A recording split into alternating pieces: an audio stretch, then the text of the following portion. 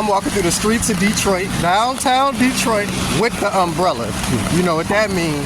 That symbol with that person with the umbrella walking down the street in the city. Normally they're on a mission, on a move, going somewhere, you know? Symbols are interesting. You know, we see different symbols and we all have different meanings for these symbols. You know, some people they'll look at a snake and may think of evil. Other people may look at a snake and think of divinity. It depends on their upbringing, their culture, all of that. Symbology is something else. Even the concept of people. Seeing somebody walking in a suit gives a particular perception, but that perception is not universally the same. Some people may look at somebody in a suit and think he's a charlatan, he's a con man. Other people may think he's professional, he knows what he's doing.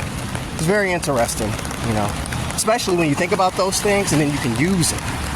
Interesting.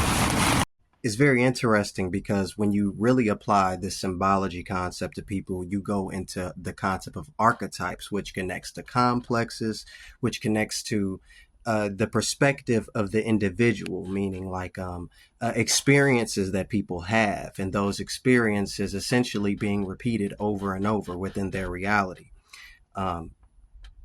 Concept of archetypes, applying filters onto people, stereotypes, those filters being reinforced. Very, very interesting because you can like subvert different things if you're aware of it, meaning if you're aware of the functions of the mind, meaning how your mind functions, not just like, I'm a hypnotherapist, I know how the mind works. Like, no, you know how your mind works. If you look at your mind and pay attention to it, then you can do things. And then if you need, you can get a hypnotherapist. And then it becomes, okay, so if I'm watching TV or listening to music, that's going into my subconscious mind and that's going into my reality. And oh, now the Illuminati, they control all of that. And wait, the UFO aliens, they're controlling them. Oh, like, okay. But what if that's not true? Like, I get to decide whether or not that's true.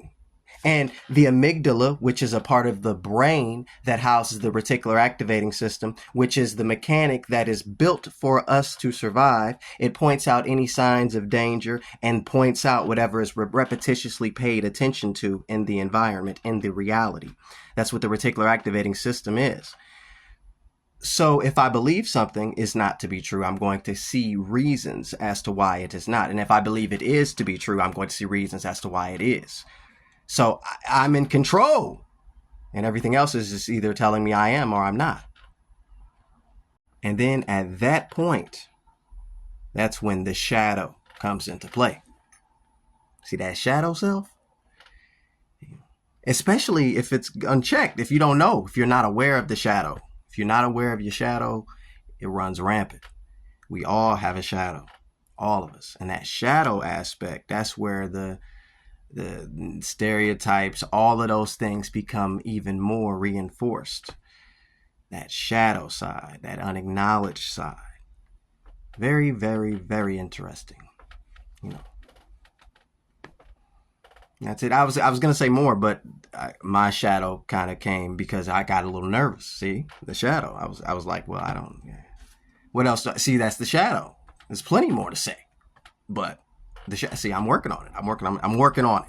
Okay, we're all working on it. Grace. Thank you for the grace. Thank you.